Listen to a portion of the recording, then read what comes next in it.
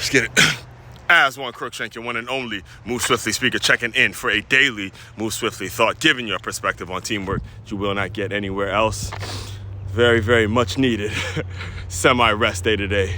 Only 2 miles, knocked out quick 2 miles. And again, as you can see, one headphone was working, the other one wasn't. So it's a good time to really adjust, break it down, and recover from that 12-mile run yesterday. And get some quality rest in now. Head over to church in a couple hours here, do a solid breakfast and things like that. As far as today's Move Swiftly thought, man, I wanted to make sure I talked about this because there's been a lot of things going on in the past 24 hours that have redefined the term of what it means to be a man for me, what being a man is all about. In fact, just as I was warming up today, I did some weights. So I did some weights first and then knocked out the 2-mile run. And during my weights, I was listening to my guy, Dre Baldwin, and he has an episode out on his podcast named Work on Your Game, his company, Work on Your Game, where he's talked about men stop being so tough, start being smart and not tough. So there's been a lot of insights I've gained in terms of what it means to be a man and what being a man is all about, what it entails, what it's all about.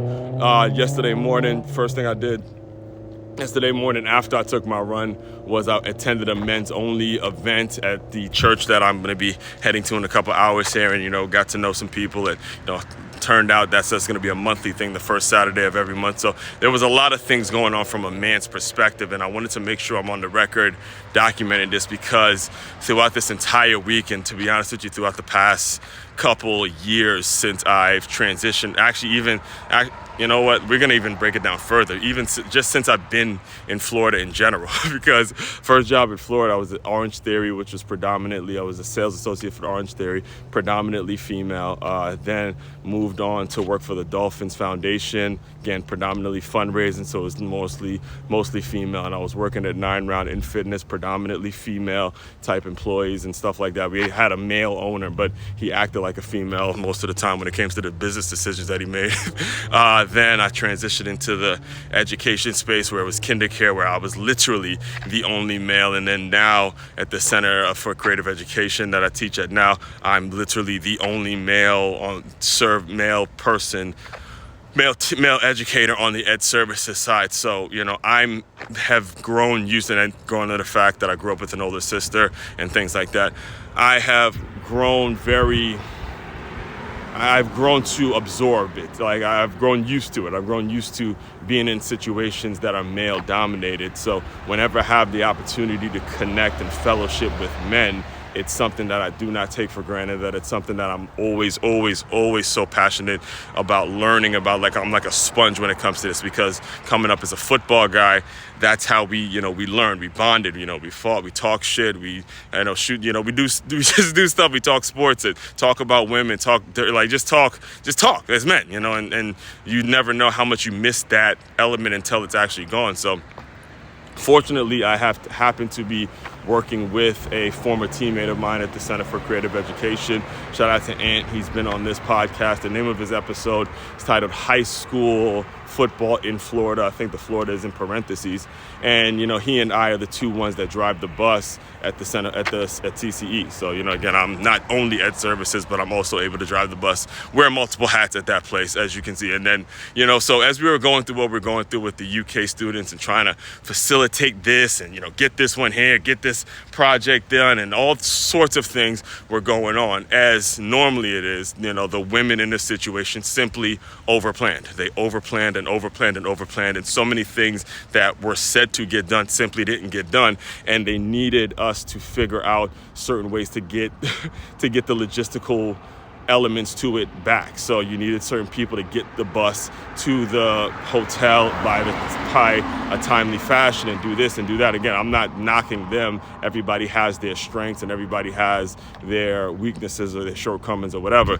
But anyway, as me and Ant were in the process of figuring all that out and doing what we always do in that place, is just figuring out ways in which we can help, figuring out the missing pieces or the holes in whatever the plan was, and saying, hey, let's fill that hole, let's be men, and be of service and be helpful towards a situation that may not have been thought about. He made this phrase that I wanted to make sure I'm on the record saying. He goes, there's a reason men carry backpacks and women carry purses. And I asked him about it Friday. I told him I'm going to be talking about it today. So I asked him about it Friday, and he was like, that's his quote. That's his quote. And it's a quote that he literally came on. Now, he's former military, so he has a lot of these, credos and quotable things that he says. But it was one of those things where he started to explain it. And when you think about the phrase and the reason it stuck so much, or why it's worthy of a Move Swiftly thought, is seeing that that's so true.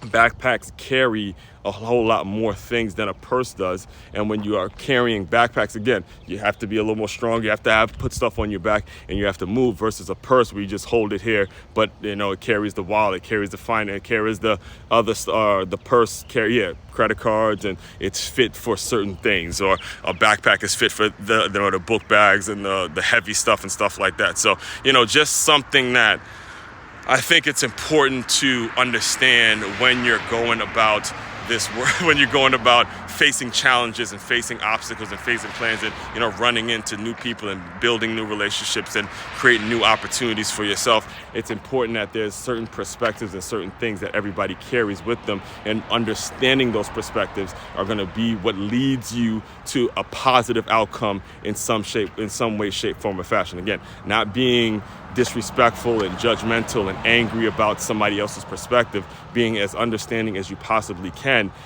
recognizing their perspective and say, okay, maybe that's a person that is fit to carry a purse versus that's a person that's fit to carry a backpack. And you only can do that through conversation. You can only do it without getting out of your own head and stop just looking at how you benefit and start looking at how the overall group of people, how the overall organization benefits. All right, so as today's Move Swiftly thought, be sure to tap in a couple hours here. Going to be doing Stay Hired Sunday, as we do every single Sunday. And boy, oh boy, let me tell you, we have a lineup of live streams this week coming. We're diving deeper into systems and figuring out what the best system is for you, and also making it so by the end of this week, you will know how to put your system to work so your system is actually working harder than you, which is exactly the way it should be. It should be that your system is working harder than you. So all that being said, main website to check out to dive deeper into all of this work, makeyourmove.com. That's makeyourmove.com.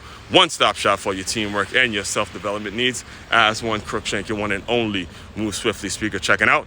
You guys continue to move swiftly. We will talk more soon.